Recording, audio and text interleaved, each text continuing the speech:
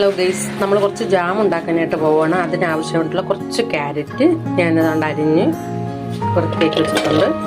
അത് അതിൻ്റെ പുറത്തിട്ടിട്ട് പിന്നെ അതേപോലെ തന്നെ അതിൻ്റെ കൂടെ ഒരു 5 ഈത്തപ്പഴം അത്ര എടുത്തിട്ടുള്ളൂ. അതുകൊണ്ട് ഒരു 5 ഈത്തപ്പഴം കൂടെ ഞാൻ എടുത്തിട്ടുണ്ട്. ഇപ്പോൾ ഇതും കൂടെ ചേർത്തിട്ട് ഒരു ഗ്ലാസ് വെള്ളം കൂടെ ചേർത്ത് നമുക്ക് നല്ലതുപോലെ വേവിച്ചെടുക്കാം.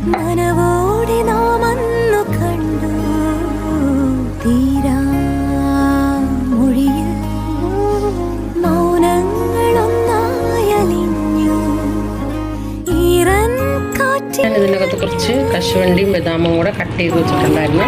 അത് ഇതിനകത്തൊട്ടൊന്ന് ഇട്ട് കൊടുക്കുകയാണ്. അപ്പോൾ ഗൈസ്, നമ്മളെ ജാമ റെഡി ആയിട്ടുണ്ട്. ഞാൻ ഈ പാത്രത്തിനകത്തോട്ട് ഇങ്ങനെ ഒഴിച്ച് വെക്കുവാണ്. എല്ലാവരും ഒന്ന് ട്രൈ ചെയ്യണം കേട്ടോ. ട്രൈ ചെയ്തതിന് ശേഷം കഴിച്ച് നോക്കിയിട്ട് കമൻറ്റ്സ് ഇടണം. Okay, by.